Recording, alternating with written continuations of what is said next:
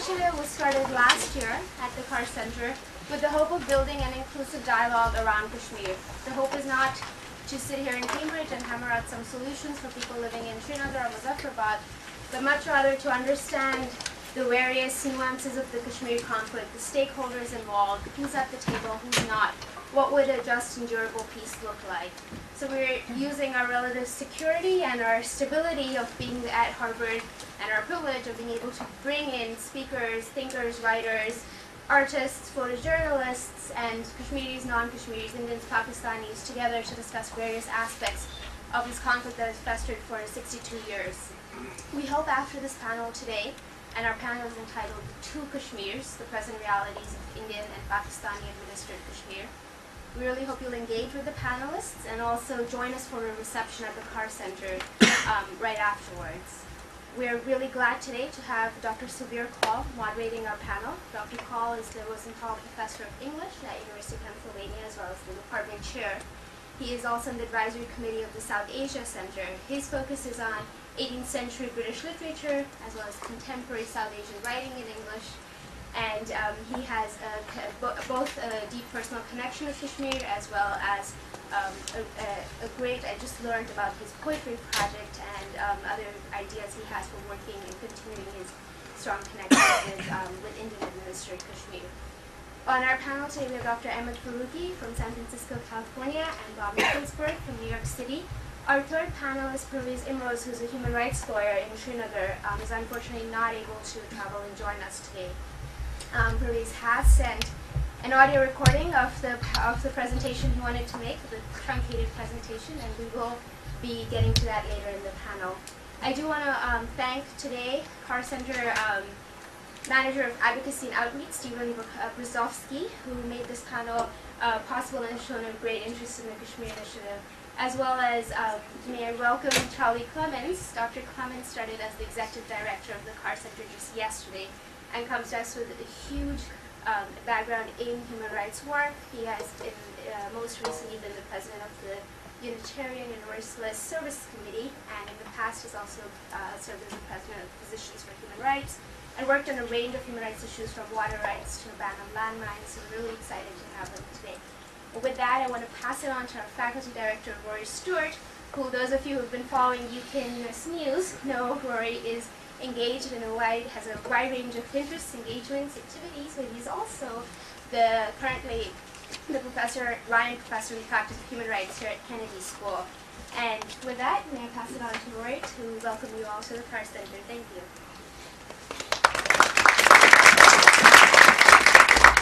Well, I'm really here to say thank you all very much for coming, but a particular thanks to Malika, who's put this together, which is a really impressive event and a real example of student leadership. This is a great group of people I can see in the room. I know, I suppose, about maybe 70% of you. Really hope this is going to be an exciting discussion. Those of you who were in the discussion last semester, you'll remember this can be a somewhat fiery topic. We very much welcome in the Kar Center disagreement, but we hope at least polite, reasoned disagreement with each other on what is a very contentious issue, and I think a great opportunity for us to discuss a contentious issue in a relatively, as Marcus said, safe and secure environment in which to express disagreements. It's a great privilege to have such a very distinguished panel with us here and have such a variety of different presentations, from contributions on literature and politics through contributions on photography to Bez's contribution, sadly passportless, by an audio tape. And also to second Malika's statement of welcome to Charlie, who you can see in the blue shirt there, who's our new executive director. I'm going to have to step away very briefly, I'm afraid, because I have a faculty meeting. But I will come back and join you, I hope, towards the end again. Thank you all very much indeed. And I look forward to seeing what happens. Have a great afternoon. Thank you.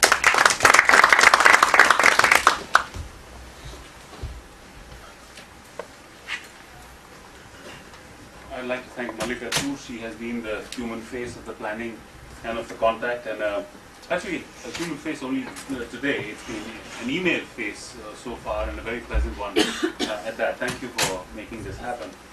I'm going to do more than just moderate the panel. I'm going to spend a little time talking about what I take to be my sense of life on the ground in Indian administered Kashmir. And I'm going to begin by reminding us of a date, February 11, 1984. I'm willing to wager that almost nobody in India, or indeed in this audience, almost nobody, because I'm sure there are a few people who recognize the significance of this date, thinks of this date as being of particular significance. They certainly do not think of it as a date momentous enough to observe annually.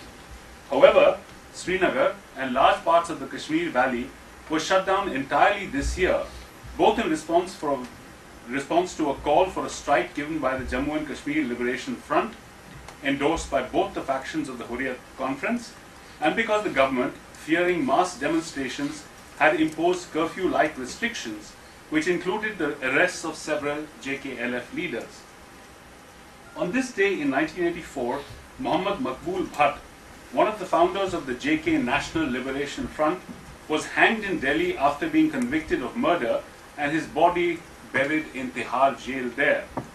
Then, as now, many Kashmiris believe that Bhatt's execution, years after he was first sentenced, came in swift retaliation for the kidnapping and murder a few days earlier of an Indian diplomat, Ravindra Mahatre, in Birmingham. Feb 11 has since then entered the political calendar of many Kashmiris, and Bhatt himself has joined the martyrology of the independence movement. There are many such anniversaries now that are marked in Srinagar and in several of the district towns of the Kashmir Valley, each a reminder of histories that have diverged as a result of political movements from those that the Indian state tells as its own. But not only the Indian state, and this is my point here. There is little consensus about the history of movements of self-determination even amongst Kashmiris. And here I am talking of Kashmiri Muslims, for there are only a handful of non-Muslim Kashmiris who are willing to speak the language of self-determination. As you can imagine, different political groupings lay claim to different narratives and different heroes, and not all of them are interested in self-determination or independence or even amalgamation with Pakistan. There are many political groups active in the Kashmir Valley and throughout the Indian state of Jammu and Kashmir, and of course there are powerful statewide parties like the National Conference and the People's Democratic Party who seek to function under the aegis of the Indian Constitution as long as the functional autonomy granted to Jammu and Kashmir by Article 370 is respected. There is an elected government now in place. I should note, however, that elections in this state are never entirely free and fair and have on more than one occasion been massively rigged or conducted coercively, and they and the parties now in opposition in the state legislature constitute a very large political commitment to an Indian Kashmir. However, as these politicians, that is the politicians who speak on behalf of Indian constitutionalism, and more importantly, the hundreds of thousands of Kashmiris who vote for them will tell you, Kashmir has not been a functioning democracy or civil society for over 2 decades now. I refer particularly to the aftermath of the armed conflict and mass protests that broke out in December 1989, but it is arguably the case that Kashmir's elections, and particularly the fraudulent elections of 1987, were always manipulated to suppress political groups opposed to Indian control. Since 1990, when the Armed Forces Special Powers Act was enforced, civil authority has been largely limited by the overwhelming militarized platoons directly controlled by the central Indian government, of which the Army, the Rashtriya Rifles, the Border Security Force, the Central Reserve Police Force are the most visible. The Jammu and Kashmir State Police works for the most part at the behest of these powerful entities. Worse, and this is a development that has caused grievous harm to ordinary Kashmiris, the police response to insurgency has been to create their own paralegal counter-insurgency force, the Special Operations Group, which often recruits from turned militants and is notorious for the brutality of its operations. This has been life on the ground for 2 decades. People in villages hemmed in by army or paramilitary encampments and patrols, often forcibly alienated from the farms and orchards they have cultivated, fearful of the men in uniform who surround them. Similarly, People in towns and cities are kept in check by bunkers at street corners and heavily armed soldiers deployed along major streets, with crackdowns, that's the term that is used, has been for a long time, and intrusive surveillance, the order of the day. State power is militarized, visible, and quick to strike. But agents of the state are not the only killers of Kashmiris. In these same years, and now we encounter the problem of nomenclature, freedom fighters, insurgents, militants, take your pick, have killed and been killed in the pursuit of their political and ideological mission. Young men who trained at home, in Pakistan or elsewhere to battle the Indian state have died in large numbers, as have the non-Kashmiris who joined them.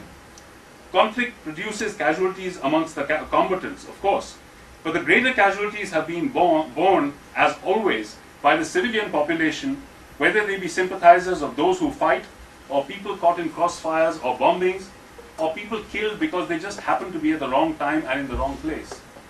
But perhaps my formulation is incorrect, because in polarized spaces like Kashmir, few are killed randomly. Those who are tortured or killed serve a purpose and are bearers of an ugly message. If you are not with us, you are against us. In the last few years, because of a number of international and internal pressures, which we can talk about later if you would like, fewer people commit to these skirmishes, these armed skirmishes, and fewer die. But this war of attrition is far from over. I should mention, though, that given the disproportionate power of state forces and the balance of power concerns that define Indo-Pakistani relations, I cannot see Kashmiri self-determination resulting from the actions of armed Tehreekis. None of what I've said so far will be of news to you. All of you, if you're in this room, are interested enough, I'm sure, in these issues to know these details. I, of course, have not spoken yet of the many contested, divisive issues that would come to the forefront if, and that is a mighty if, self-determination becomes a democratic possibility. Self-determination for whom? All the people who live in the territories that comprise the state of Jammu and Kashmir, ruled by the erstwhile Maharajas? That will mean the areas of Kashmir now under Pakistani control, including sections of Gilgit and Baltistan, as well as the areas of Kashmir now under Indian control, including Jammu and Ladakh. And that is precisely what India or Pakistan will not countenance. For neither nation state will give up on the territories they apportion between themselves. Even at its most utopian, and movements for self-determination must imagine futures whose contours seem impossible in the present, the idea of a unified and independent Kashmir runs up both against the problem of hyper-policed national borders, but also against the sometimes even deeper divisions that have been created by the political processes that have shaped modern Kashmir. Autocratic rule, as practiced by the Maharajas with the approval of their British overlords, and then as encouraged by independent India and Pakistan, have depended upon the generation, in some cases, the exacerbation of linguistic, ethnic and religious divides. For the votaries of Kashmiri self-determination then, the big question is, what model of independence, of an imagined collective future, will bring together people from Baltistan and Mirpur and Ladakh and Kishtwar and Jammu and Kashmir? You will have noticed, I'm sure, that my list derives from geographical provinces and thus avoids the further complications posed by ethnic and religious differences. Now I want to turn to an enormous economic and political irony operating in Indian Kashmir. For all the fact that hundreds of thousands of Kashmiris turn out for anti-India rallies and no one has a good word to say for the army, the paramilitaries or the police, and most people are deeply cynical about and distrustful of civilian authorities, there are also enormous sections of the population, and I must emphasize this, enormous sections of the population who have benefited from the unrest of the last 20 years. I'm not speaking only of those for whom the state has been an illicit or licit paymaster, but of very large groups of people whose finances and domestic economies have visibly thrived.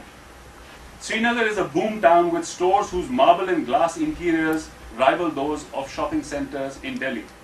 Huge bungalows have come up everywhere as paddy fields have been converted into housing estates. I don't know if how many of you have driven from Srinagar airport into the heart of Srinagar city. There are no paddy fields visible anymore, which 20 years ago you had miles and miles of paddy fields. It's all housing estates. And when I mean housing estates, I don't mean small condo units, I mean individual bungalows that are truly enormous and a sign of visible wealth. And such prosperity is not limited to the very rich. A drive out of Srinagar shows even modest homes with new or recently installed corrugated iron roofs, which is a feature of common homes that cannot be matched in most hill areas anywhere else in North India. I don't want even for a moment to suggest that there is not great poverty in the villages, or that basic infrastructure from electricity to roads to education and healthcare is not lacking. I do, however, want to emphasize the fact that a huge military presence and the concerted efforts of the central and state governments have expanded the economy of this conflict zone till it has created a great many people dependent on particular sources of revenue or employment.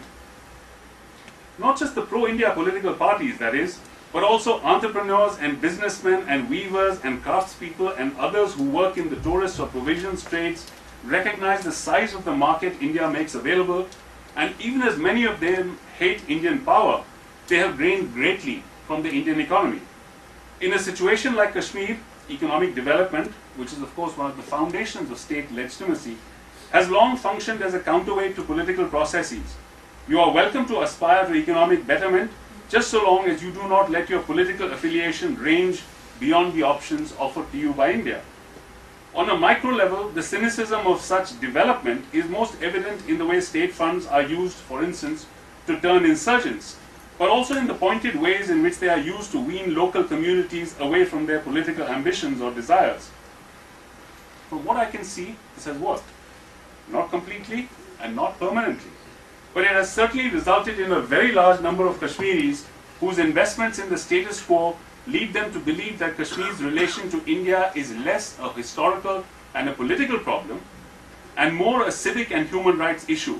Kashmiris are not granted the rights made available to them by the Indian Constitution, and that is why daily life is fractured and fragile.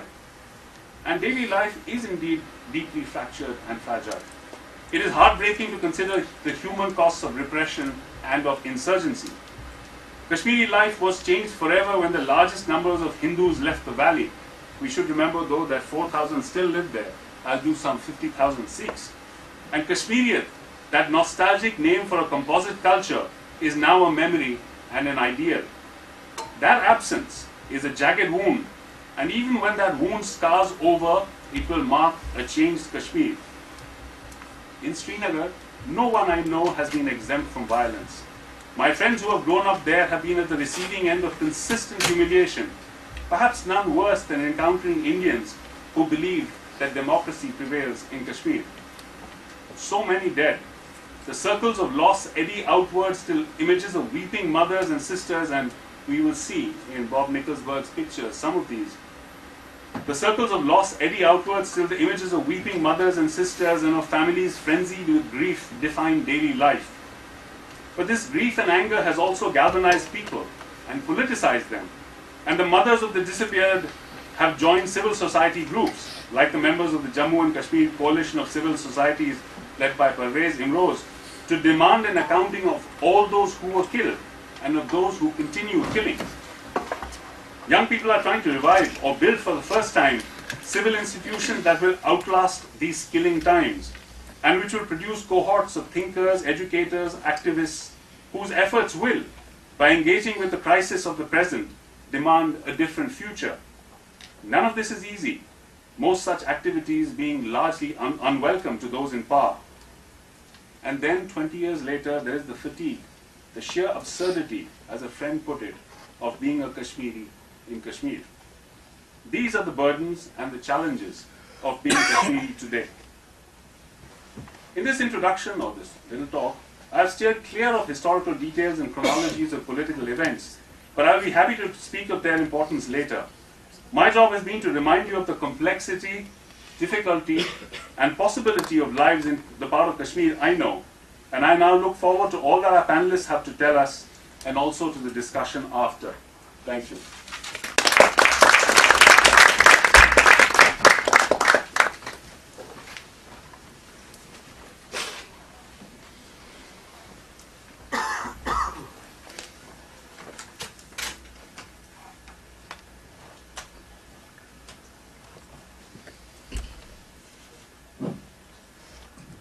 Suir and Malika for organizing everything. Can you touch that screen? The projector just went to sleep. It's on the touch screen. It should just, you should be able just to wake up the projector. It just went to sleep probably. The screen went to sleep too. Just, okay, hold on. You're right, got it.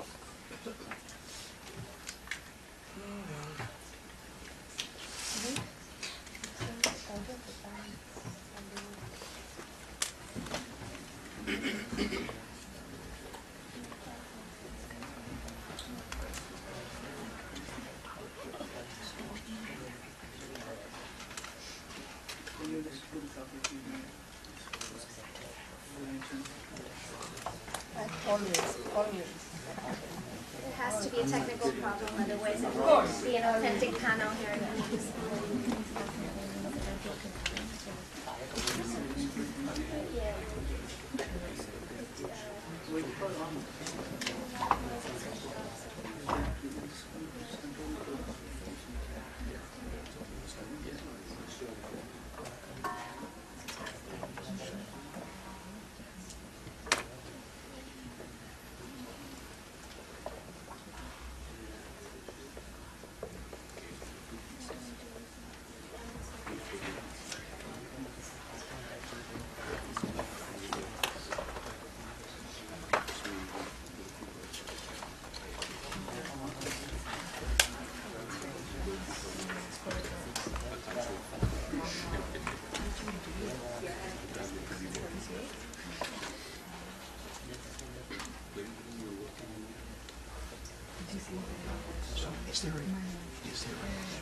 Are both sides complaining?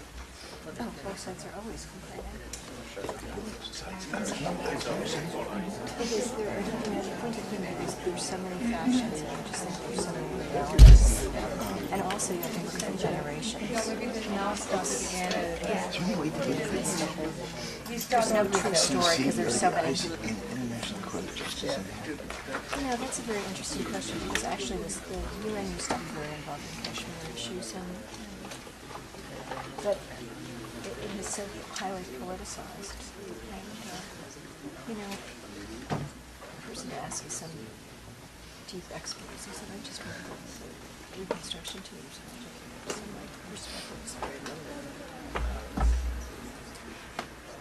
And, you know, if you're going to get into the earthquake still, which was after 2005, it's still very profound. Oh no, it's just terrible. Conditions are just like a lot of areas. I mean, they lost their schools and they lost their hospitals. No one. There's another population who's still suffering. Most of the kids are still attend schools. No one gets to perspective. I guess like the grassroots. People are trying to build things back. I'm going to see a couple of them in Delhi actually. Okay, a quick history of my time in South Asia, which began in 1988 when I moved to New Delhi with Time Magazine, and we had 6 countries to cover: Pakistan, Afghanistan, Nepal, Sri Lanka, Bangladesh, and Bhutan. The Soviets had just left.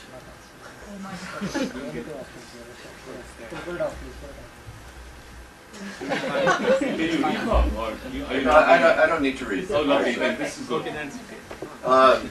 So the Soviets had left Afghanistan in theory, and of course, like mushrooms, these conflicts just pop up again. And what was brewing after the 1987 elections in Kashmir, the fraud and the rigging, more or less coalesced with movement to organize and protest more forcefully. And this is in Anantnag, in one of the mosques, where essentially the militancy started with trips across the border to be trained.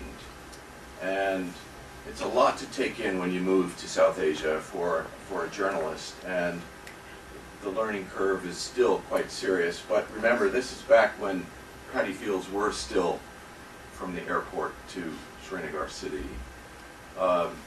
Telex was the mode of communication, if that worked.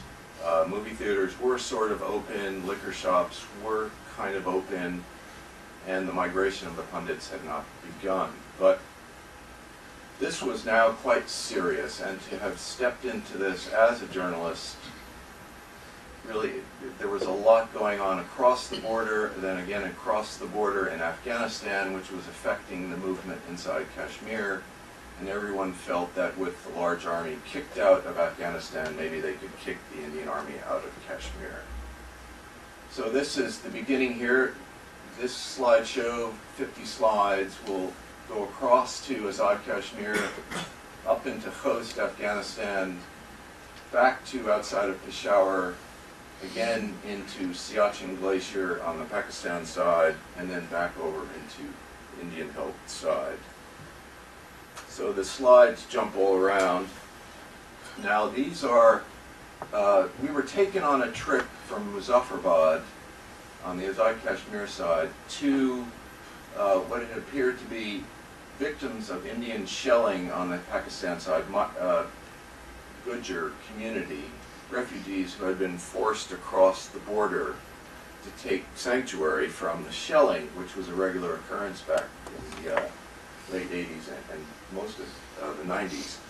So the military, the inter-service public relations people had gathered a bunch of journalists in buses to take us to visit these refugees, what we call a dog and pony show. And the driver got lost, and we ended up in a camp full of Kashmiri militants. And this is not what they had taken us to see, because remember, this is moral, political support that they're showing for the Kashmir movement, but not material support. So these people obviously look well-fed, well taken care of, and not refugees who have been involved in shelling. So quickly we were surrounded by this for, freedom, we want freedom slogans, and TV cameras were rolling, and Voice of America and everybody, BBC were, really we stepped in something quite interesting. So the senior officer berated the driver, and we were herded back onto our bus and taken to where we needed to be. Now this is 1991, when there was a lot of traffic with Kashmiri boys going across for 3 weeks, 4 weeks of training, and then being sent back. Not an easy trip across 14,000, 15,000 foot mountain ranges. This is downtown Kashmir in 1991 again. The army had cordoned off a neighborhood. Downtown where? Srinagar. Srinagar. And gone through some houses where they must have had a tip of for weapons. Now, in a cynical way, we would, if you've been through some of these exhibitions before, this could be a traveling weapons show, but this was real. So again, this is the fallout from the Afghan theater, all these AK-47s, RPGs, clips, dynamite, bullets, you name it, it's there, had been smuggled across from Afghanistan to Pakistan, Pakistan to India. Now this was also downtown Srinagar, where Javed Mir, one of the JKLF leaders, who's still alive, was escorted around the old city. And this would not happen today. And it didn't happen much into the 90s, really. With phone communications, there would have been a paramilitary force on to this in a second. But they were quite brazen in the early days of the 90s with uniforms. Again, not something very normal, but again, from Pakistan's side, training and skill sets to pull this kind of situation off. The Ali Cuddle Bridge in downtown Srinagar, from one part of the city to the old part of the city, the militants had set these alight to block the security forces from coming across. These are wooden bridges, very sad, took all day to go. About 4 o'clock it finally went. It's all pine, wood, really terrible. But these things were happening quite often on visits from Delhi. And remember, it's only an hour's flight from New Delhi. So, in going through some of my Afghan slides recently, we had gone across, a reporter and I, to host Afghanistan. Because now that the camps have been set up in Pakistan, training camps similar to the one that you just saw, they had been moved up to the Afghan theater on the border in an NWF-themed host, and Jalaluddin Haqqani had offered to train, and this is one of the early Al-Qaeda sites. So we had an interview with Haqqani, who said, yes, we do have Kashmiri boys here, and we wondered if we could see and speak to them. He said no. We weren't surprised, but as we were speaking, a group of Kashmiris came through, and you could see the differences in features with the various groups. And they were watching us like hawks, and this slide showed up in my take. They're Arabs, 6 of them, training. And I don't remember how I got this picture, actually, other than luck. So now we go back to Srinagar. That will more or less take you to the routes that Kashmiri militants would cross to Pakistan, be shuttled up to Afghanistan, and then back again. This is a JKLF small procession in the old city. Very doubtful if some of these people are still alive. This is a BSF, Border Security Force, collection of weapons in 1992. AK-47s, because the Indian Army was not using Kalashnikovs then, nor the paramilitary. So these were captured in raids. This is just for the BSF, not for the Army. And all's labeled, dates, where they were found. Again, this is not a rent-an arsenal. This is real stuff from the Afghan theater. Downtown Srinagar, J&K police picked off. We were having lunch down the street near Lal Chowk, and bang bang noise, run down, and this fellow did not survive, shot at close range, but again witnessed by proximity. And a lot of these trips that I would make to Srinagar were not on assignment. It was busy at that time, and visually you had to try to put the pieces of the puzzle together. Now this fellow, Saeed Salahuddin, in '92 decided to have a press conference in an apple orchard outside of Srinagar. He's part of the Hizbul Mujahideen, which was not for self-determination, pro-Pakistan, and he's now in Muzaffarabad area on the Azad Kashmir side. He occasionally is brought out for speeches and public appearances, but pretty closely controlled by the Pakistanis. Is he the same person who was released after the air? No. No. No Kashmiris were released in that kidnapping of the airliner. The hijacking, you mean? Yeah. Yes. No, he, pretty bold fellow, actually, lucky.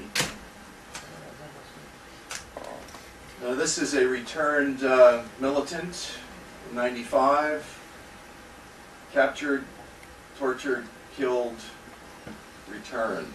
And this is a normal scene in Srinagar or Sopore, could be anywhere where this happens. Burn marks, torture marks. This one's more presentable than most that I've come across. And it generally creates quite a stir of passion and emotion. Friends, family obviously gather around, and until he's buried, it's quite a moving scene. This is after a crackdown in 1995 in Srinagar.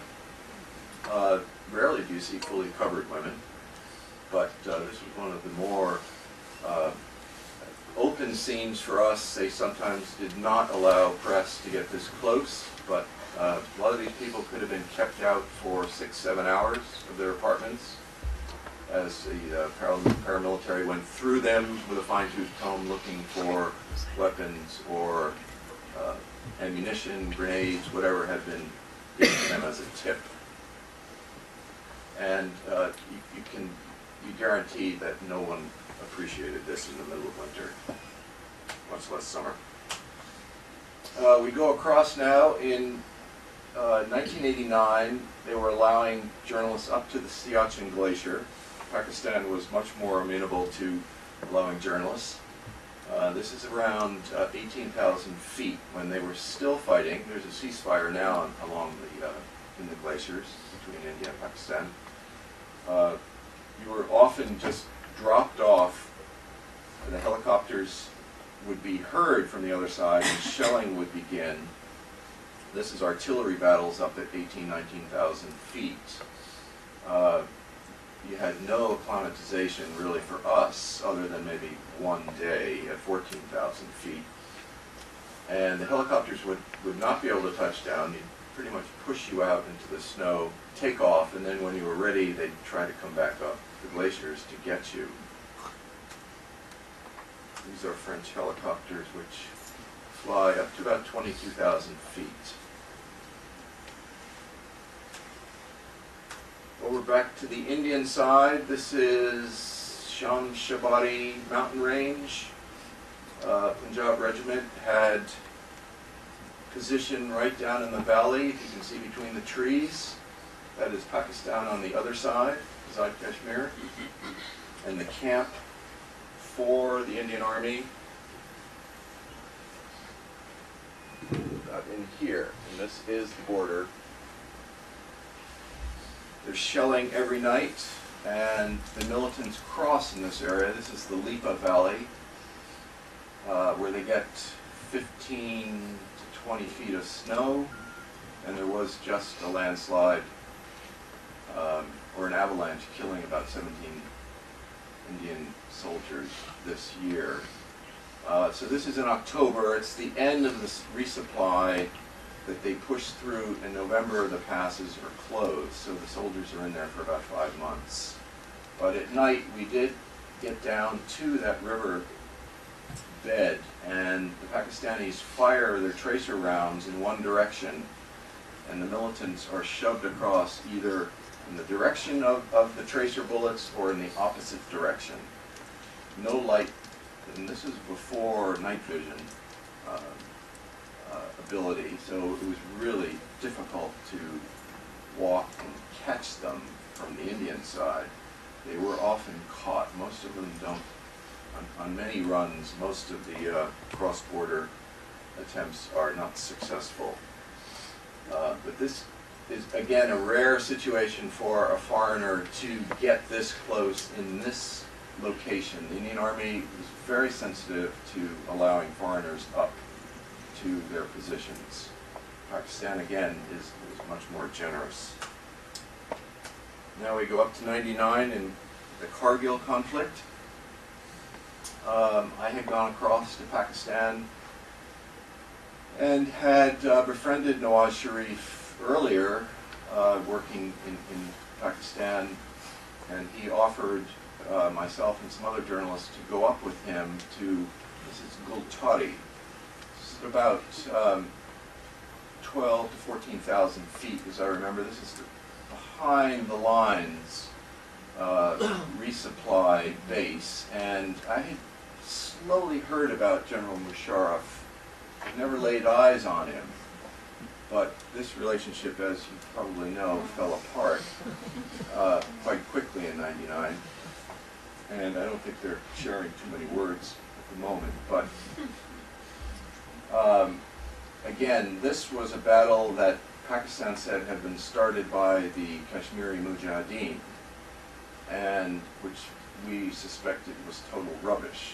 And in fact, after this particular trip, we broke off, a Pakistani journalist and I, and we were able to get up to the line of control.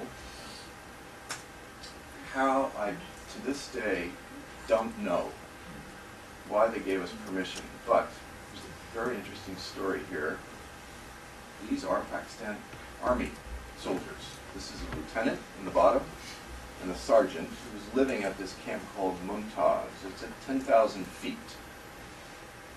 And it's 5 to 6 kilometers from the Srinagar to Leh highway, right here. This little V. And they're waiting for Army convoys, Indian Army convoys, to go by. As some of you may know, are in at least 100 to 150 trucks going up to Leh, and they pass through Kargil. Now, inside this wall of rock is a 57 millimeter cannon. It's very cleverly done. You can barely see it. And these are the shells. They're waiting for the convoy, or they must have had a spotter up ahead. So it's 6 kilometers to that location. They fire. It's inside this cave. The poor guy sits. He's completely deaf. They hit a truck that I watched through the binoculars. And they time it perfectly. They hit the rear of the Tata truck, caught on fire. They stopped so we could watch it from binoculars. And there was no way that Mujahideen would be able to do this. They just did not have the training nor the facilities. So the reporter had gone away down river somewhere and reached the Northern Light Infantry, the NLI, who said, "That's absolute rubbish that jihadis are doing this. It's us. And we're the ones dying, and we're the ones that should be getting the credit." So this was the first real confirmation that there was something behind, Mr. Musharraf's scheme here. And this is a 105 howitzer shooting pretty much straight up and over the range to an Indian position. And this is a 155 piece of millimeter artillery which fired and hit that Indian position about 10 kilometers away from the previous slide. So they did have some accuracy. It's serious terrain, very difficult to hold, but you can imagine in the middle of winter when everyone moves around and this little chessboard takes on a new shape. This is about 3 kilometers from the line of control.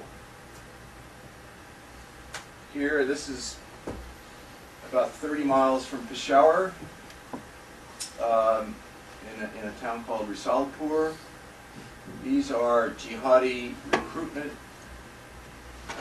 posters actually hand painted, for Harakat Mujahideen in Lashkar-e-Taiba. This is a bus stop. It says fight in the name of God. And here is a easier to read one.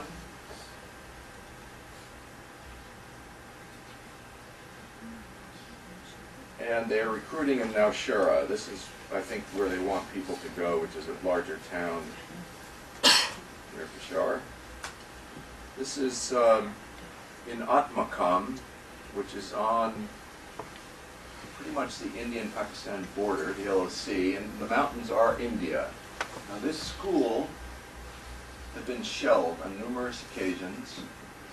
That's why we were taken there, to show the damage inflicted by the Indian Army. And who knows, it's not a good thing to shell schools or hospitals, but occasionally it's done. And the kids are holding their classes outside. But look at the border. There's no way to miss if you're aiming downhill. Atmakam is not high on a list of relocating to. And we moved to the year 2000 in March of 2000, when Bill Clinton arrives with Hillary in Delhi. As many of you know, he has a fondness for India, and I quickly got out of the security mess in Delhi and figured something would happen in Kashmir, so I located myself for his visit up there, and wouldn't you know it, they 2 or 3 fellows dressed in Indian Army uniforms in a village about, I don't know, Bashar, maybe 2 hours from Delhi, Chadi Singhpura?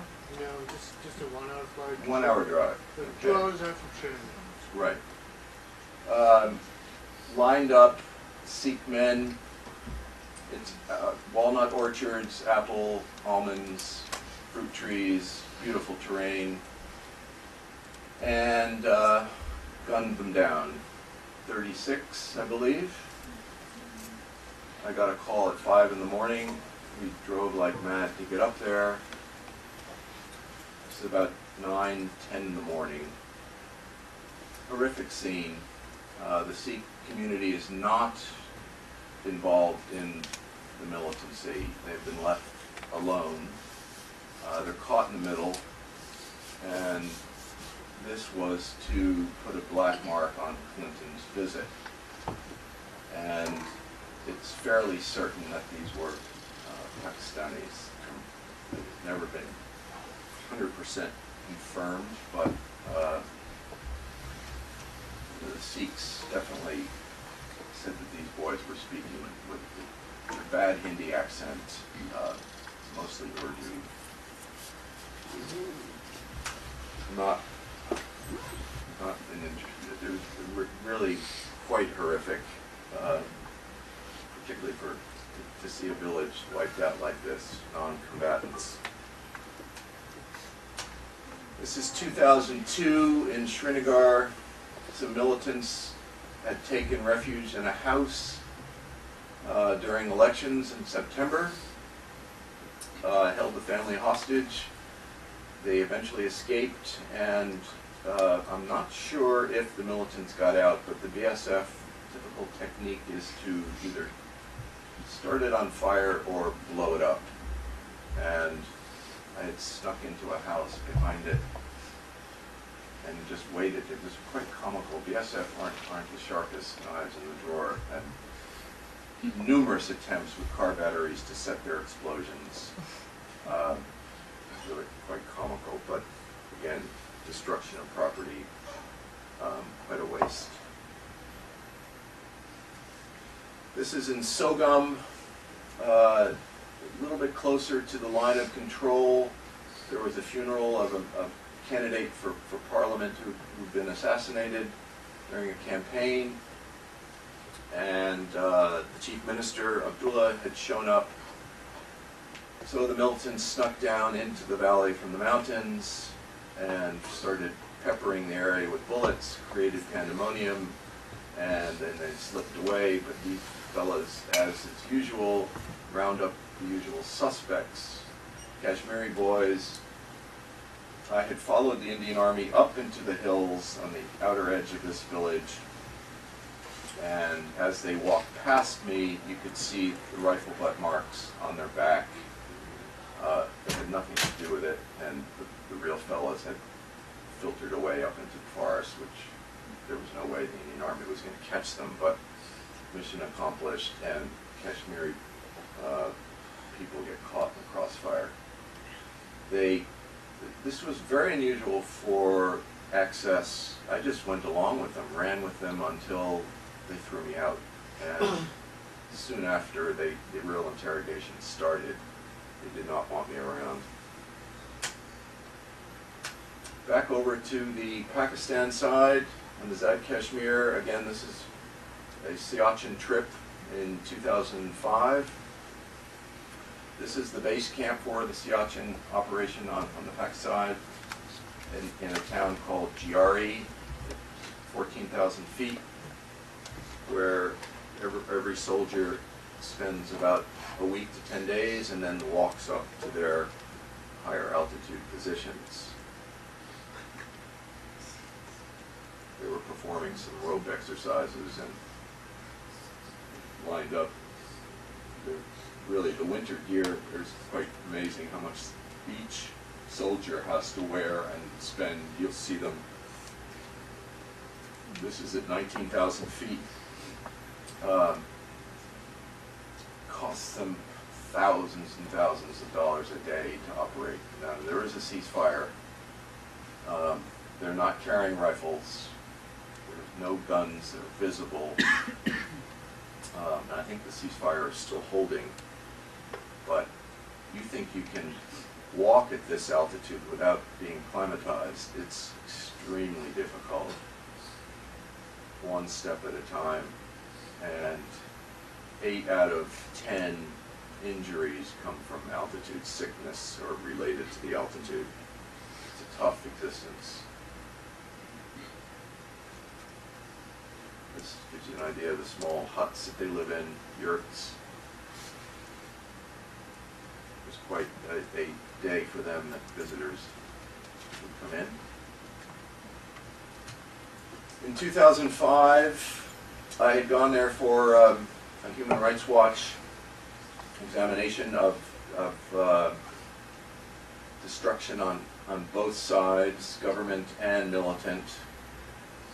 And by coincidence, 2 to 3 militants had shut off Lal Chowk in the afternoon one day, taking up different positions, blocking traffic, completely shutting down the city. And this is about 36 hours later. They were poking holes in the ceiling, dropping grenades in the second floor of a big blocked house and shop area downtown Srinagar. And eventually they cornered the militant. If you look in here, this is what remained of him. They must have kicked in the door and found him, but they were also firing from the street inside. These are the two. Now that is not the Kashmiri. I don't know what they found for identification, but it's probably Lashkar-e-Toiba. Brazen move.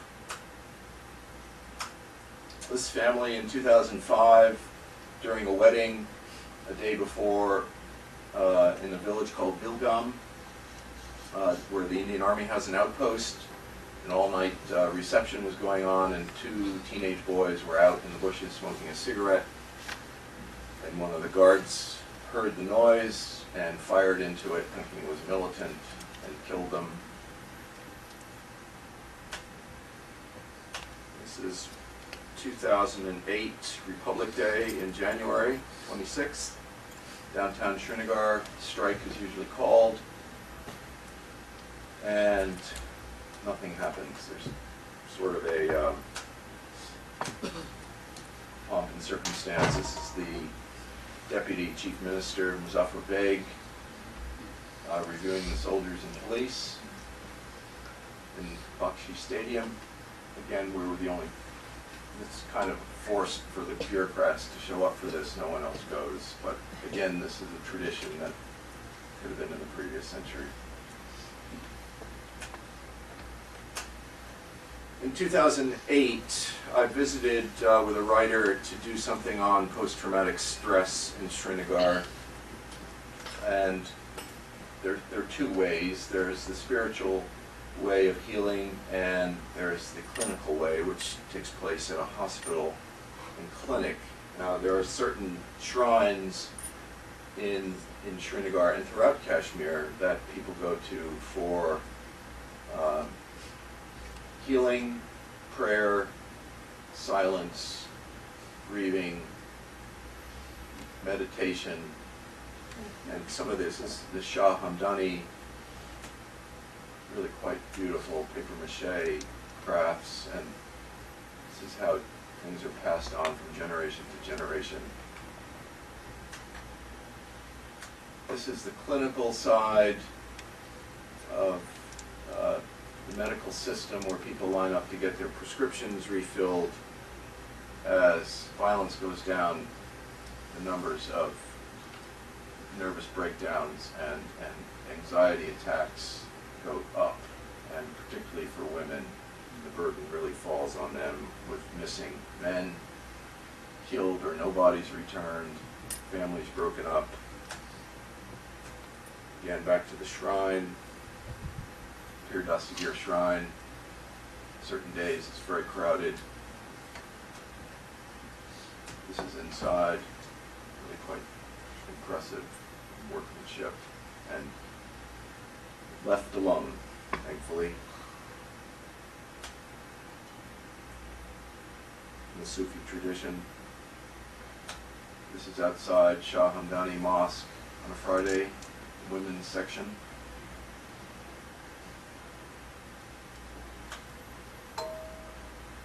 The Maktoum Sahib shrine. These women have lost, the woman lost a son on the left, in the middle her husband was taken out by the Rashtriya Rifles, and the woman on the right had lost her husband, also taken away in the middle of the night, never returned. These are the, what's called a desh, where pieces of cloth are tied at a shrine, and a wish is made. If the wish is fulfilled, you come back and cut the desh. You can see that a lot of them go unfulfilled. This woman had lost her husband, who was working in an apple orchard outside of Patan. Not involved in the militancy, according to them. Never seen again.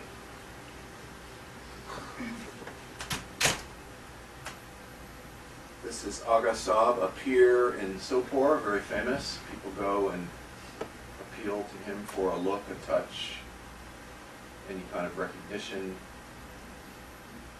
He has magical powers. The militants have tried to kill him on numerous occasions. He's naked under that blanket. He's a bit of a nut, but people still believe him. This is a pier in Srinagar. The fellow lying down has been suffering from blindness, and he will say some prayers and breathe on him, breathe the prayers from the Quran. This is a form of medical attention that can't be gotten at the hospitals or doctors. This couple, I think we're suffering from mother-in-law issues. Quite unusual to see a couple, but piers are in the traditions of the valley, very busy, particularly due to the conflict, and this could have happened at any point in time, not necessarily from the conflict, but it's stress-related and no doubt affected by the decades of fighting. This woman, Farida Sundarwani, lost her husband in 1992. has been to 10 doctors and 6 peers. She has taken an appointment with a psychiatrist at the SMHS hospital in downtown Srinagar. Arshad Hussain, the psychiatrist, sees about 100 people a day. She gets about 5 minutes, is able to refill her prescription, and is sent on, and really is suffering from a nervous breakdown. 2 kids, kicked out of the house, no money, husband gone.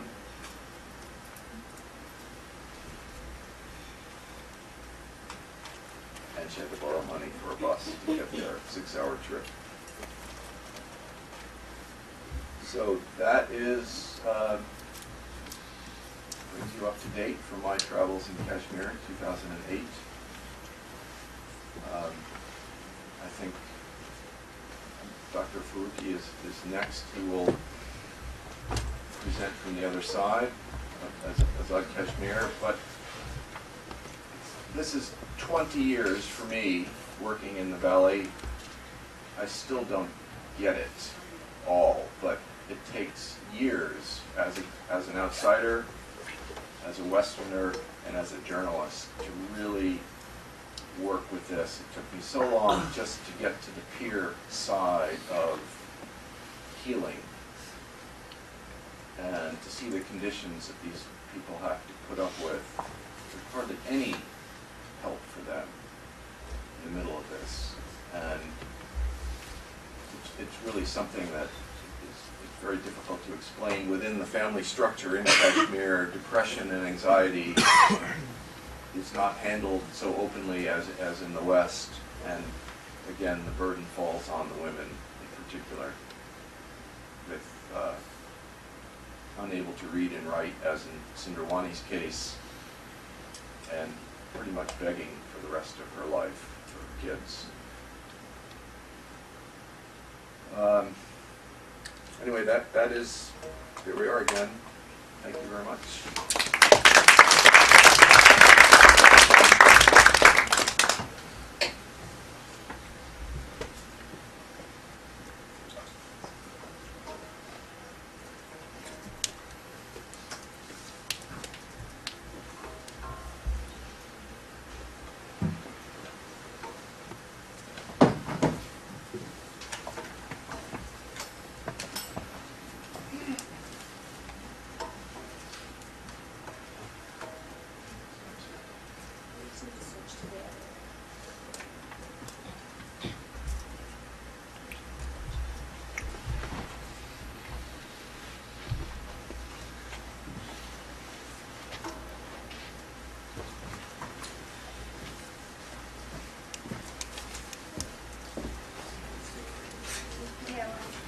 He's still working.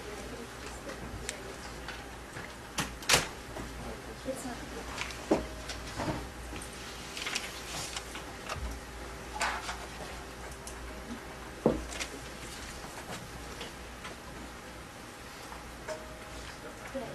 It's all set, yes.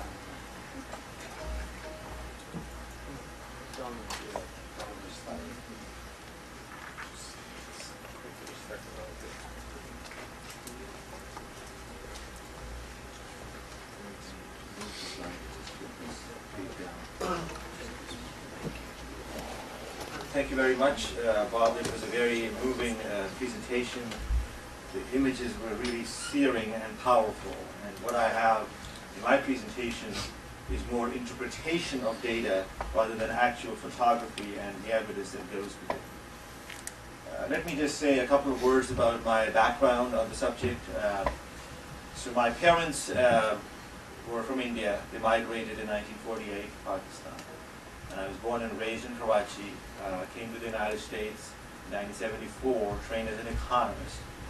And I should also add that a very large number of my family members have served in the Pakistani military. One admiral, one general, several colonels, majors, and what have you. And at one point in my life, I actually thought I would be going down the same path. The highway in the northern areas, which has been constructed by the Pakistani army, known as the Karakoram Highway, which goes through the northern areas, Gilgit and Baltistan, was built by the Pakistani Corps of Engineers, and one of my uncles was the head of the Corps of Engineers. So that's just truth in advertising, so everyone knows. In 1999, as we all know, and I think your graphical picture of the sheriff that Nawaz Sharif brought out, the event that was transformational in the history of Pakistan took place. And I was in California, it hit me very hard that Pakistan was going down this path of self-destruction.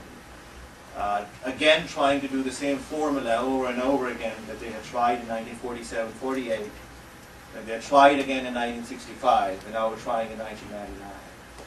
Always saying it's the guerrillas who are doing it, always trying to instigate a rebellion in the Indian Kashmir. So I started writing, and most of what I do as an avocation is political writing. I write in Pakistani papers. I've written in Daily Times, and now I write in Dawn. So since Kargil happened, this has become an obsession with me, if you will.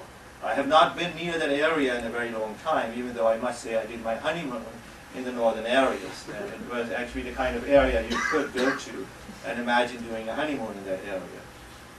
Anybody who has lived in Pakistan has drunk the waters of the river Indus, which have come ultimately from Kashmir. So to that extent, that's as close as I've gotten. I have not been there. The data I have is more analysis and interpretation, building on the kind of analysis you provided in the survey that you presented. But just so you guys know. What I would focus on is the other side of the story, the Azad Jammu and Kashmir story, or AJK as it is often referred to. And sometimes it is just abbreviated as AK. Now, AK, if you just add 47 to it, is what the whole story is about. Azad Kashmir has moved forward or backward, depending on your point of view, on the basis of the Kalashnikovs. Now, Pakistani Administered Kashmir is not just Azad Kashmir. Many people think that that's all there is to the Pakistani Kashmir. That is not the case. Actually, geographically, the bigger area is Gilgit-Baltistan, which till recently was known as the northern areas. So AJK is one of the two areas that were in the former princely state of Jammu and Kashmir, administered by the Maharaja, the Dogra dynasty and all of that you know. The other area, which is Gilgit-Baltistan, is much bigger, several times bigger in size, but less populated. But keep that in mind. It is the area from which the Karakoram Highway was built.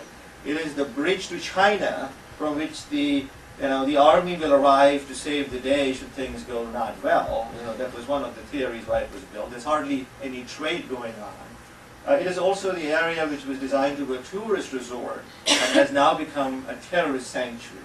It sort of abuts the other areas. This is a case where paradise has become hell. Geography.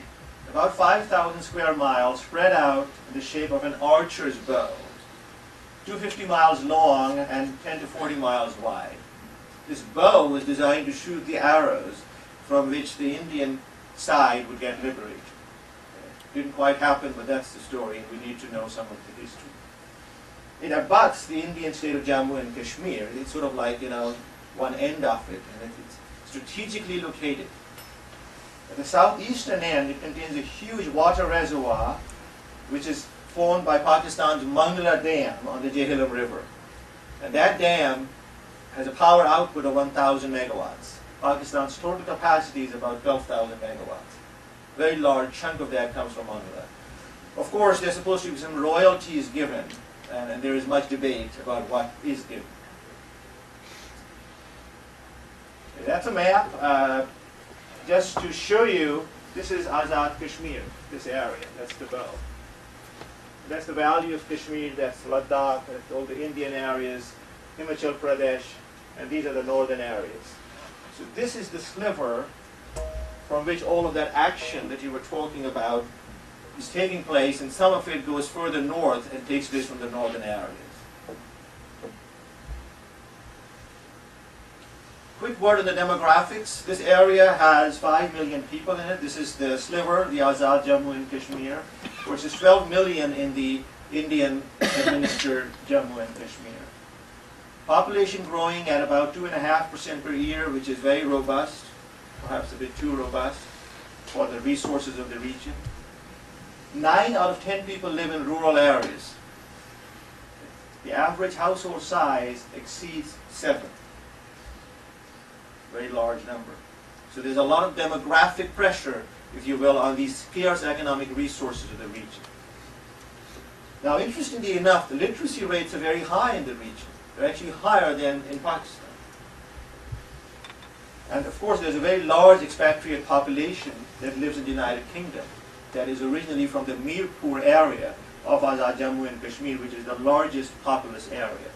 And they have at least one, if not 2 members in the British House of Commons and the House of Lords from this area. So this gets a lot of visibility and play in British politics. As far as the governance goes, there's a unicameral legislature with 49 seats. The Prime Minister is supposed to be the Chief Executive, and the President is elected by the legislature, who is the titular head of state. Supposed because they're ultimately being appointed and selected elsewhere. The area has its own high court, but it is not allowed to issue its own postage stamps. Postage stamps carry the mark of another country. There are 2 administrative districts and 8 divisions in this area of 5 million people. Okay, a quick pocket history. You're mostly familiar with this. I'll just give you the brief highlights and then we'll turn to the human rights situation. August 1947, right? That's when the partition occurred. August 15th, according to the Indians. August 14th, according to the Pakistanis. They can't agree on what date they were both created. And it could not be the same date, so that's why they have 2 dates. Within 2 months of that, in October, Azad Kashmir was created. Azad, for those of you who might not know, means free. And it was designed to bring freedom to Jammu and Kashmir. It's supposed to liberate them. And that was the sole aim for its creation. It was meant to be free so that it would inspire rebellion in the adjacent occupied state. And because it didn't occur spontaneously, so to catalyze the reaction in a laboratory setting, raiders were interjected, Afridi tribesmen from the frontier province of Pakistan, about 2,000, into the Indian side, prompting the ruler of Jammu and Kashmir, who panicked, to accede to India. He was hesitating, didn't know which way to go. And of course, there are whole books written on what happened or what didn't happen. Obviously, I won't go into that. And then, of course, that gave the British, former British Viceroy, who was now the Governor General of India, and Prime Minister Nehru, the 2 of them conferred, now that they had the instrument of accession, they flew in a brigade level of Indian troops, and those 2,000 raiders who had come in had reached Baramulla and discovered the opportunity for rape and pillage and gotten distracted from their holy war mission, if you will. The brigade came in and the fighting continued for about a year, and then it just petered out and there was a UN-sponsored ceasefire that kicked in January of 1949. At that point, Kashmir froze. The geography and the territory have not moved much since January of 1949. Now that's half a century away, plus 10 years, but that's where it is. So 1/3 of the territory is in Pakistani hands and 2/3 in Indian hands. It was agreed, and actually it was a proposal that came from the Indian side, that a plebiscite would be held to decide the future affiliation of Kashmir, but the condition was that the forces would have to leave the region. All the armed forces would have to leave the region. And because they have never left the region, therefore no plebiscite has been held. This is a perfect catch-22. In March 1949, AJK signed a power-sharing agreement with the government of Pakistan, giving all authority related to defense, foreign affairs, refugees, and the plebiscite to the Pakistanis. Pakistan created a ministry for Kashmir affairs to look after its newest asset. In 1955, Pakistan declared martial law in some parts of AJK to suppress street violence. It wasn't quite free. It was now a problem that had boomeranged. In, so there is a cure for this disease. We just have to let the restart later. Restart later.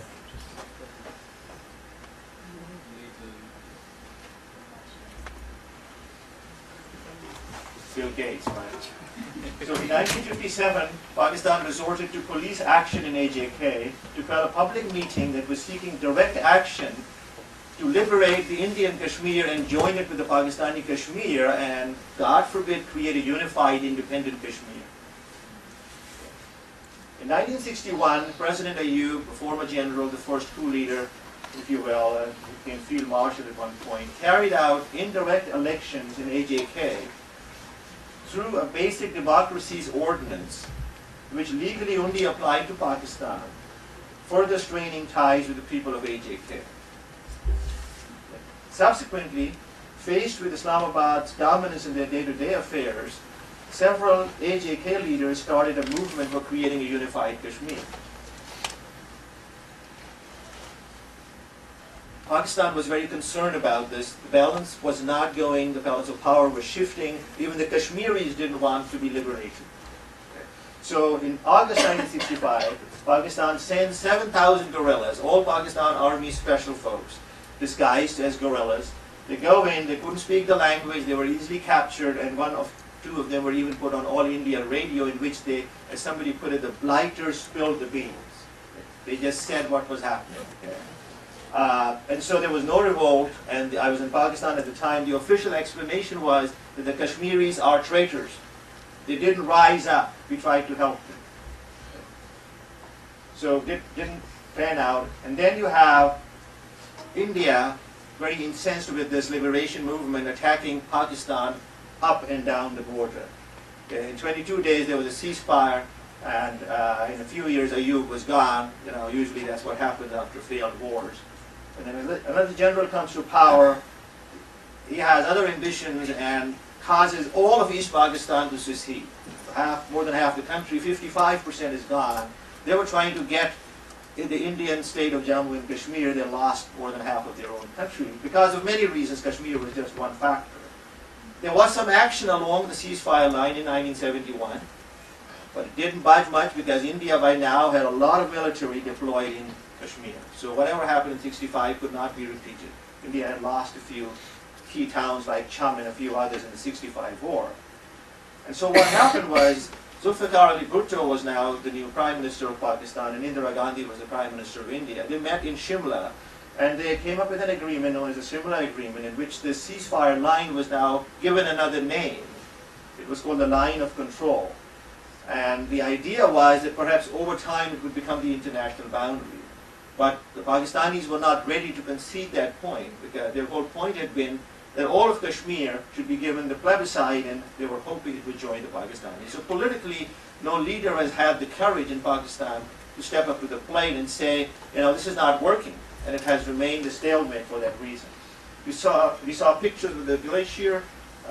India seized it in 1984. General Zia was now the ruler in Pakistan, and it was very embarrassing for him to have lost the glacier.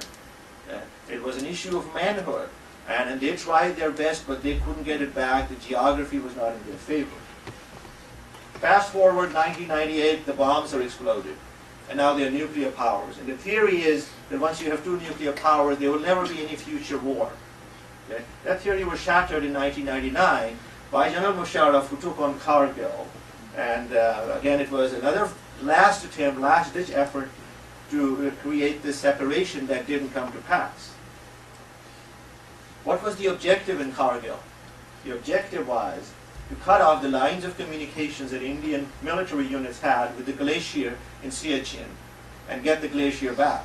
It was not meant to liberate Kashmir anymore, but it didn't work because in a couple of months after suffering a lot of reverses, the Indian military came in, and of course Bill Clinton and Nawaz Sharif met on the 5th of July in Washington and reached an agreement by which the Pakistanis agreed to withdraw their forces. Now, all along they had said these forces were the local folks. Okay, so there was nothing to withdraw. But there were Pakistani army units who were abandoned, and many of the bodies that were eventually found, when autopsies were done, they had glass in their stomach. They had died of starvation. They were abandoned by their own army. That created a lot of resentment within the Pakistani military, who wanted to be recognized for the sacrifices that they had made. And eventually awards were given, gallantry awards, Nishan-e-Haider, which is like the highest military award, was given to Pakistani military units who had fought and died in that war. So the Pakistani army has stopped saying now that that was not our war. They are proud of the war. And of course, General Musharraf was very frustrated with the withdrawal, and as soon as he got the opportunity, he kicked out Nawaz Sharif and became, the ruler. And I think the rest we know. So back to Kashmir. I mentioned all the Pakistani history because it explains how the Kashmir dynamics have evolved, at least from the Pakistani perspective. In 1970, a legislative assembly was created. In 1974, it passed an interim constitution.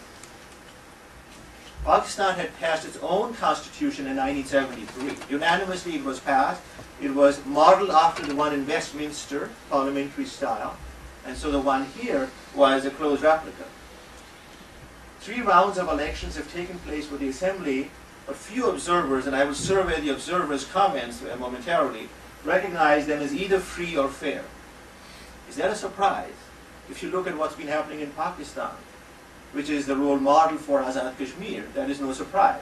If they cannot do it in Pakistan, how are they going to do it in Azad Kashmir? By the way, keep in mind that Azad Jammu and Kashmir is not a part of Pakistan. It is not a province of Pakistan. It is not a separate country either. It is not recognized by the United Nations. So what is it? It's something that's there, but it's not a country. It doesn't have its own postage stamp. But according to Pakistan, it is the role model for the rest. Okay? So it's sort of like a very calculated and carefully balanced and nuanced fiction in terms of independence. Elections have been held. There are 2 parties. There's the Azad Kashmir People's Party and the Muslim Conference. Those are the 2 main parties. In the 1996 elections, AKPP emerged with a majority of the seats after the MC, which had been ruling up to then, boycotted the elections, and there were accusations of fraud. 2001, the MC won the elections, but within weeks, General Musharraf installed his own choice of president, who was a former Major General of the Pakistani Army of Kashmiri origin. In 2006, there were 369 candidates from 15 parties who contested the 41 directly elected seats, of which the MC won a majority. The other seats are assigned on the basis of quotas. Those elections were flawed and greeted with widespread charges of poll rigging by opposition, political parties, and independent analysts. That's a quote from one of the human rights reports. There's a Freedom House report, there's a Human Rights Watch report, and there are a couple of other reports that I was drawn upon, which are listed at the end in references. And I believe these slides will be up on the website at some point. You can consult them. However, unlike the 2001 elections, the polls featured few instances of physical violence and harassment, which had occurred in all prior elections. There were threats, but apparently they were not carried out. And of course, you will remember there was the horrible earthquake in 2005. There was a large international presence of journalists, and they may have conditioned the ability to carry out the same kind of harassment that was previously there.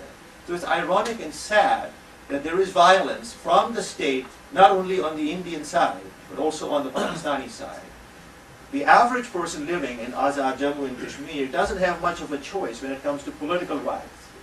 He either agrees with the state doctrine, which is there will be accession to Pakistan. If he speaks up against it, whether it's a journalist, as a professor, or anyone else, he's going to be harassed and targeted. So there is no middle way. You're either with us or with them. So, as I mentioned, political status of this region is marked by ambiguity. Not an independent state, not a province, not an agency, but it really is being governed by a Ministry of Kashmir Affairs out of Islamabad.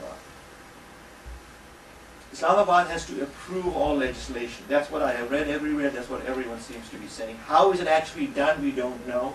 There's certain murky sea kinds of situations, and there's a lot that happens that we don't know. But that's what the evidence seems to be pointing to. In addition, the daily administration of the state, including the disbursement of its budget, is handled by that ministry.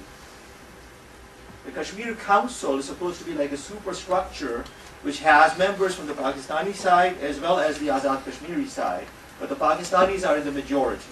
And the council is headed by either the president or the prime minister of Pakistan. So that's a lot of circumstantial evidence indicating that it is not an independent state. But ultimately, the power resides in the Pakistani military. I have visited their bases around the border with Kashmir.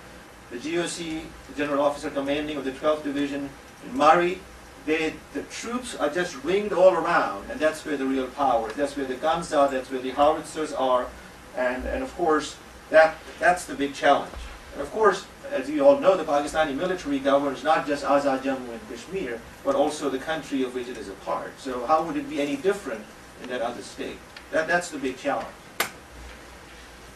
The Kashmir command of the Pakistan Army is the largest corps command in the army.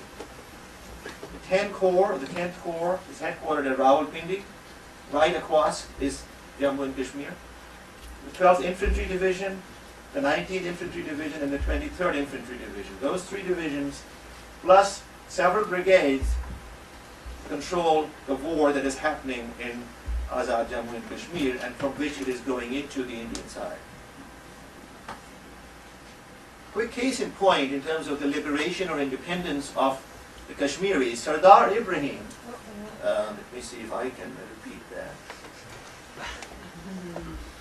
The founder of Azad Jammu and Kashmir was Sardar Ibrahim. He passed away in 2003 at the age of 88.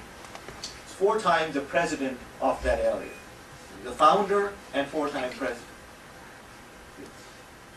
He favored accession to Pakistan, but got confused along the way, or maybe discovered that this wasn't going to happen. And so, at various times, he proposed a neutral state of Jammu and Kashmir on the Swiss model, for which he earned no amount of irritation, lots of irritation from the Pakistanis. Twice he was dismissed by the Pakistanis. General Ayub once in the second term of Sardar Ibrahim, and in his 3rd term by General Zia. Just flat out fired and told to resign. When he didn't resign, he was brought over in a helicopter to Islamabad and asked to leave. So, you know, that's free Jammu and Kashmir. Okay, the Freedom House has put out a really nice report, and then I'm sure some of you will think I'm heavily biased against a certain situation here, but I'm taking the evidence as presented. And I searched and searched the Azad Jammu and Kashmir website. If you've been there, you know what I mean. It is not functional. I don't know whether that's for a reason or it's just an IT problem, but I've been trying to get on it for a month. It has great menus and scenic views. You click, you get to the subtopics, and there is nothing that appears. Okay? You get on the website and check their newspapers. Their newspapers are unintelligible. I don't know what it is. They need to do a better job at doing their PR. Political rights get a score of 6 on a scale of 1 to 7, where 7 is rock bottom. Okay. Civil rights get a score of 5. So as long as you stay away from political issues, and you're just talking about going to college or school or having a normal job, it's better than trying to speak out against the policy, which is accession to Kashmir. You cannot get a job or be elected if you don't swear allegiance to that oath, that you approve of the accession of Jammu and Kashmir to Pakistan. All of it, not just the Azad. Now, if I was living there and seeing what I have gotten by acceding to Pakistani sovereignty, then I don't know if I would really want it for the rest of it, but that's just the way it is. Now, the Constitution, as I said, forbids individuals and political parties from taking part in activities that are prejudicial to the ideology of the state's accession to Pakistan. Police in recent years have regularly suppressed anti-government demonstrations, sometimes violently, but there were no reports of death or lengthy detentions in 2008, which I'm sure contrasts with the situation in the Indian Kashmir. It's ironic that we're even talking about any of this in the free part of Kashmir.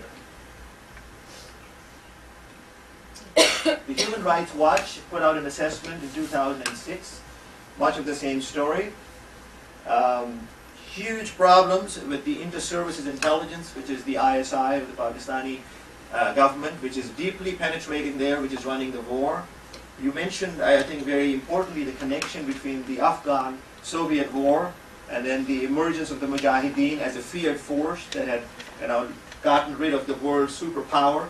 They were now brought into, and the ISI ran that operation. The ISI is running the operations in Azad Jammu and Kashmir as well. These days they're taking a low profile, but they're still there. Extensive surveillance of the pro-independence groups. The worst thing you can do in Azad Jammu and Kashmir is talk about independence. Arbitrary arrests and detentions are commonplace, and of course there are reports documented in this which I took out because I thought they would be really graphic. I took them out of your pictures. Just imagine similar things happening on the other side. I don't know what it is with human beings, what they are capable of doing to other human beings. Once you get into that room that's locked up with a light in there, I mean, you just don't know what will happen, whether it's Guantanamo or the prisons in Kashmir, the same scenarios happen. And as far as the military and intelligence services are concerned, they have impunity for acts of torture. No trials have occurred. No charges of excessive violence have been filed. Because it doesn't happen. It's not reported. So how could it happen?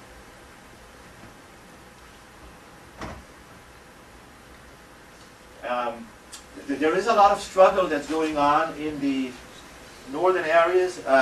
They didn't have any legislative assembly or rules, so they have struggled, and since Mr. Zardari came to power, they actually have been given a legislative assembly, and there is some work taking place there. They'll probably get to have a similar status as Azad Jammu and Kashmir at some point. So in June 2009, for the first time, there was a suicide bomber who carried out an attack in Azad Jammu and Kashmir. Now, I think you alluded to it in your pictures. The Wahhabi strain of Islam is not there in the Kashmiri culture. It's more the Sufi strain. It's very non-violent. It's into mysticism. But obviously with the Mujahideen coming in and the other angles coming in, you're seeing that change a little bit.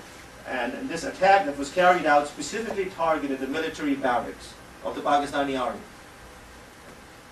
raising questions whether the militants had opened a new front in Kashmir, just as they are being put under pressure by the Pakistani army in the northwest frontier province. They're going after the soft targets, if you will. Nobody claimed responsibility. The suspicion has rested on the Pakistani Taliban, which have been hit very hard by the Pakistani army in the federally administered tribal areas of Fatah, which actually is a misnomer because they are not federally administered. They are almost independent, but that's the euphemism that's used. The other outfit that could be the cause for it is the Lashkar-e-Taiba, which you alluded to, which keeps on changing its names, and now I believe they're called the Jamaat al-Dawa. They are also regarded by many people as being behind the attacks in Mumbai. And so these groups are taking it out, and we will see perhaps more of these take place unless the Pakistani military calls off its onslaught on them. And within the Pakistani military, there are two schools of thought. One school of thought is, this is over. The jihad is over. The holy war is over. This is a different era. The world doesn't like it. The US doesn't like it. Try a peaceful approach. That's one school of thought. The other school of thought says, well, we will do what we need to do through other means. And there is a clash going on within the Pakistani army and in the hierarchy that hasn't quite resolved itself just yet.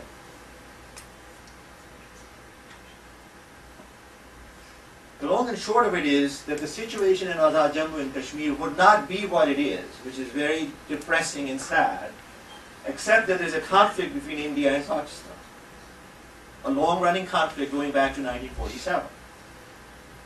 So there's a lot of books out there on that subject, lots of articles and what have you. The distillation of it is, depending on which scholar you subscribe to, you will argue that the Kashmir dispute is about territory and water resources. There's some intrinsic value in that region, even though only 17 million people live there, out of the 1.3 billion people in the South Asian subcontinent, and what a small ratio, but it's those water resources, or it's the territory. That's one school of thought. The other school of thought is, no, it's about ideology. And it's a question of India wanting to say we have a Muslim majority state in the Indian Republic, and therefore we are a secular country. And the Pakistanis saying, no, partition was all about division on religious lines. Kashmir was never given the opportunity to join Pakistan. It is a Muslim majority region and should be given that option. So that's the ideological conflict. So we don't know what is cause and effect. You know, we have 62 years of analytical failure to figure out what it is. Okay. And so some people just step aside from that and say, well, we don't know what caused it, but the reality is there. We don't know how we got the flu, whether it was the neighbor next door or the person on the mass transit, but we got it somehow. So the question now is, how can we get rid of this flu? Well, that's where this discussion comes in, and I believe you heard President Obama refer to it in his original Afghan-Pakistan policy speech, where he said that the problem of terrorism is not just a problem between Afghanistan and Pakistan, it also involves India because all the roads come from Kashmir. Okay? A controversial statement, but he made it. Okay? And to a large extent, there are many Pakistanis who agree with that statement. Actually, just about all of them probably agree with that statement. That unless that problem is resolved, the Kashmir situation will not settle down.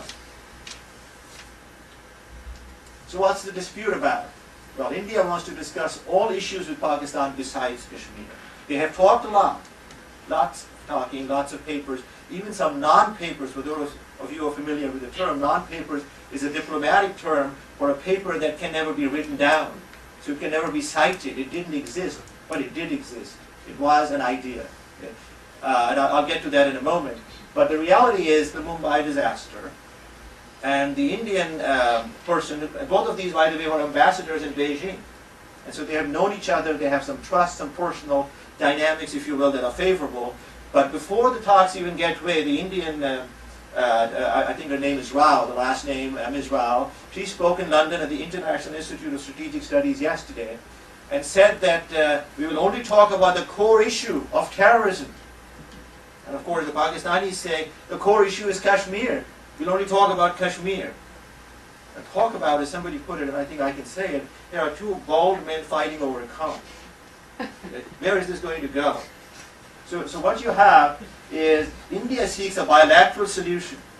Pakistan has long sought a multilateral solution until General Musharraf arrived on the scene. You know, much as he created problems, and much as I disagree with most of what he did, I think there was one good thing he did. And here is the guy who attacked Kargil. But just like Nixon went to China and made peace, so Musharraf was in a very powerful position to bury the hatchet. And I'll get to that in a moment. But what he did do was he realized that the multilateral solution was dead. The UN Secretary General a few years back was Kofi Annan. He toured Pakistan, and everywhere he went, he was mobbed and asked to get those UN resolutions implemented that called for a plebiscite. He said they are not binding. They're not part of something called Section 7, whatever that is. And so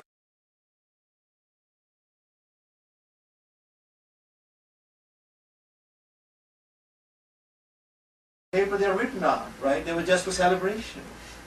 So that was a big disappointment to the Pakistani high command and the military and everyone else. Musharraf was convinced the only approach possible is a bilateral approach. And I believe Pakistan has come around to that position now. If you read this classic book... Sorry, we are 10 minutes away from actually closing down the session. Okay, let me wrap up quickly. So the back channel is what Musharraf created. And this is narrated at great length by Steve Pohl in an article he wrote for the New Yorker. And what he did was, in the back channel, this was going to be the solution. That's the bottom line, that Kashmir would become an autonomous region in which Kashmiris would move freely across the line of control and conduct trade. And over time, peace would come to the region and the militaries would withdraw, and then the LOC would become the border. That was the crux of it. I'm going to skip this, but just look at this, that Musharraf concluded and convinced the corps commanders that there was a need for a paradigm shift. And just look at this. He said to the corps commanders, we cannot get Kashmir by force. If you think you can, speak up. Nobody spoke up. Okay. So, ultimately the question became, the army needs to grow for whatever reason. Can the economy support it? That became the focus. They said we have to have trade with India in order to get the economy going, and then we can get the army going. The Indian leadership also saw an opportunity, and I'm going to skip this because I think some of you are probably familiar with it. The Mumbai attacks arrived, and India had, of course, an opportunity to carry out attacks on the Pakistani side against the camps. Many people were calling for attacks. The hotheads in New Delhi were calling for attacks. It didn't occur because I think many senior members of the Indian leadership are now convinced that those attacks will just unite the Pakistanis behind the terrorists and create a more difficult position. So it has to be through negotiations that a solution has to be found. So we are back now to square one. The Zardari government's foreign minister just last week said that there is no record of Musharraf's back channel. It was never written down. It didn't exist. So we're starting from square one. And I guess we will see what happens. So what about the future? Well, my prediction is, such as it is, that in the near term, nothing will change. The slugfest will continue. You'll have this great dialogue, and they will talk past each other like they have talked past each other for 62 years. For the long haul, the quality of life will probably worsen along both sides of the line of control. And it could worsen significantly if Pakistan and India just have some other crisis that kicks in. I mean, it's still as explosive as timber can be. Now, if Pakistan has a sea change, it's a big if, and calls off the jihad and seeks a peaceful solution, then we can see progress happening. But that cannot happen unless India makes some concessions, because no Pakistani leadership is going to survive by making a unilateral gesture. So there have to be some substantial concessions from the Indian side, and the accusatory stance and temper that New Delhi often shows to Islamabad has to go in hiding. Thank you, and I'll stop at that.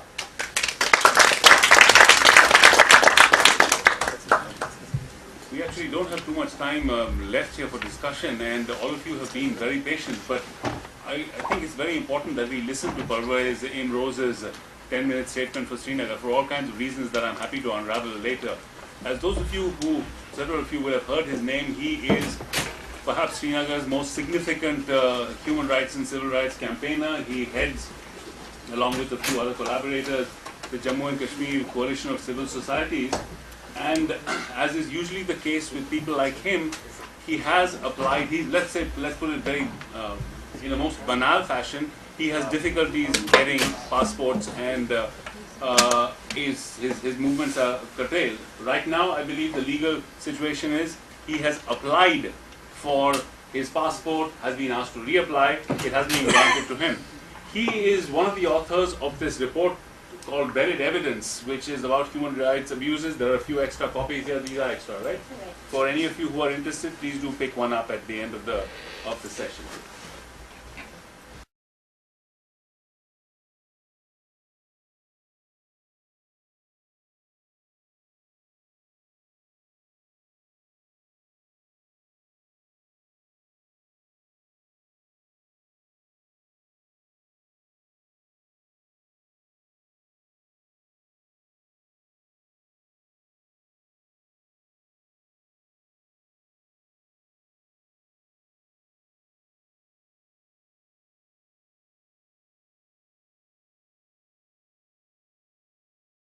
He has refused the travel documents to me.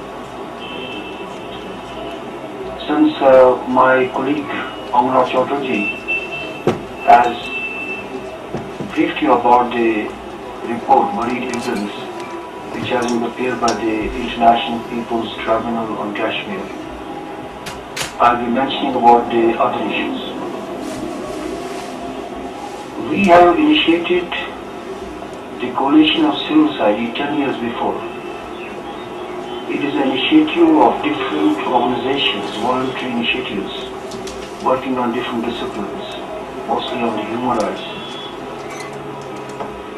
The basic objectives to strengthen the civil society, to evolve a vibrant civil society in this conflict area, Jammu and Kashmir. Because we believe that for protecting the democracy, for preserving peace, for ensuring the civil rights, and also for the non-violent conflict resolution of the Kashmir and globally, a vibrant civil society is very important. Because the human rights or civil rights are only the issue before the politicians once they are not in the power. We believe that we have to evolve the institutions in Kashmir. Even after the conflict resolution of the Kashmir, these institutions can only protect the democracy and civil rights. As you know, in the democracies, where there is a contract between the people and the authorities, the civil society is a medium between the people and the government. But in the suppression and oppression, the role of the civil society is to give resistance, to expose the lies of the state, to speak truth, to show grace under pressure. We are in this process, and we are very happy that we have succeeded to evolve that culture of civil society in this conflict area. And we are also conscious that how important it is for us to build the alliances with the global civil society. And we have succeeded partly in that process. Because we understand that in the era of globalization, in the era of the globalization is not only the globalization of the economy but also the globalization of responsibility. And we are in a process to do that. Particularly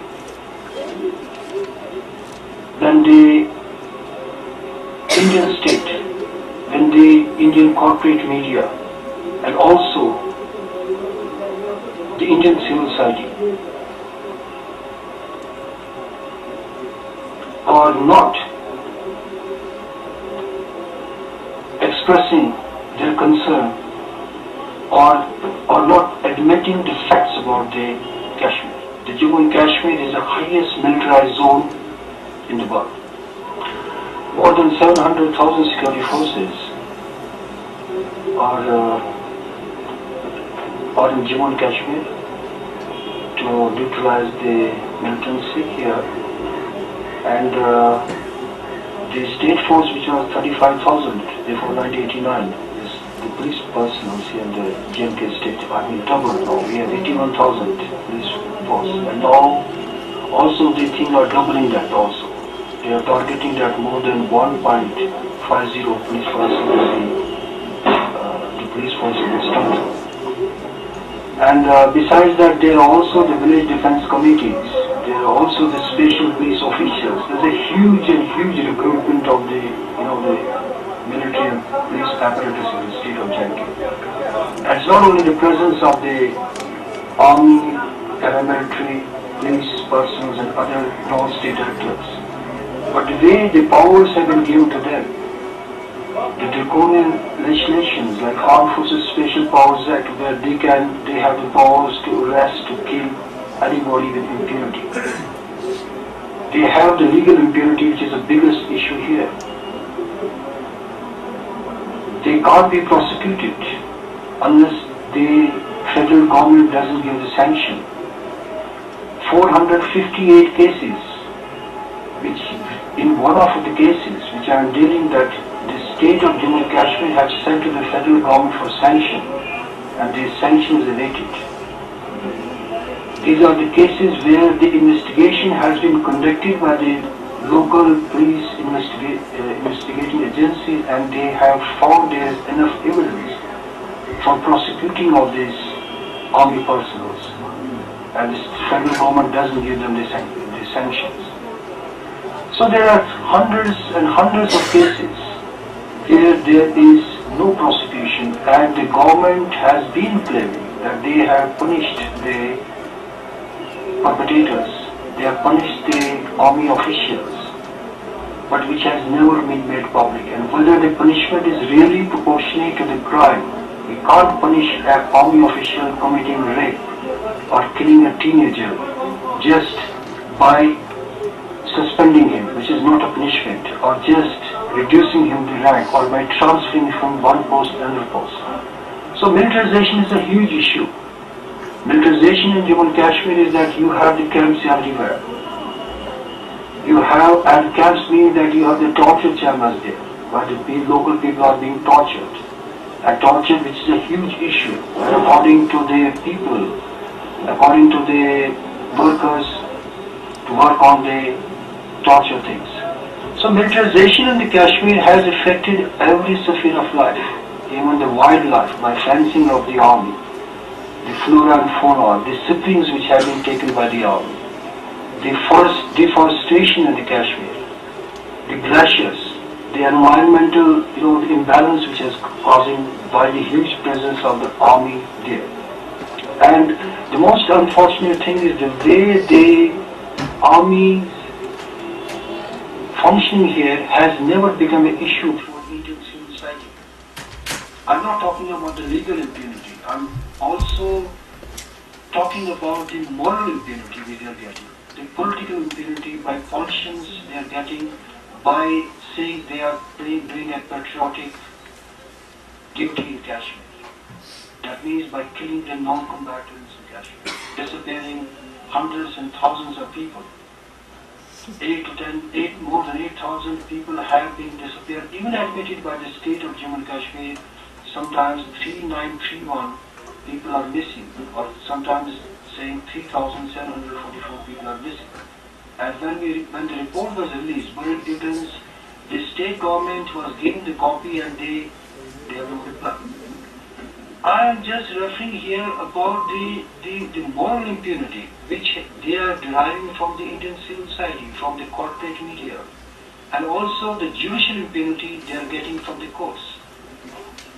Because it is the presumption is that the Indian courts are very powerful institutions in India. It is true. As for the India is concerned, as for Jammu and Kashmir, it has become a part of the colonial judicial system. And sometimes I believe also the judges, the honorable judges here are also part and parcel of the excesses by their inaction, by not exercising the powers they have to minimize them if not stop. Even in war there are limits that how the combatants should behave and how the wars are conducted. And under the flag of democracy, you can't do the undemocratic things here. That's why that we, the civil society group, who are doing what we believe is very important for us, because we believe that every generation is accountable to another generation. We believe that our silence will be criminal. It's cowardice. It will be for our silence that our future generation will have to pay for that. That's why we are speaking. But we can't do it alone. Unless the civil society groups, once we are talking about the civil society, means the civil society, value-based civil society groups outside cannot extend support to us, cannot extend a moral support to us, particularly. Because once there is a concern from the global civil society, particularly from the academicians, that really can make a lot of difference. That will really question the Indian state before the international community that what she is doing in Kashmir or elsewhere, or any government doing any atrocities, and that too the governments which are regulated with being the largest democracy, it really can seek moral accountability from them, and that definitely can make a difference. We believe that it is very important for us to get support from the different civil society groups outside. And on our part, what we are doing here, we will continue doing with it. And at the end, I will quote the saying of E. Wissel, the Nobel laureate, quote, "Neutrality helps nobody, it helps the oppressor. Silence encourages the tormentor, never the tormented. Sometimes we must interfere when human lives are endangered, when human dignity is in jeopardy. National borders becomes irrelevant when people are persecuted because of their color, caste, creed, or political convictions. and at that time, that place becomes the center of universe. Unquote. I really expect that whatever is happening in Kashmir should be debated and discussed, and the government of India should at least feel that she is accountable before the international community. Dear friends, in 2003 I had an opportunity to visit the house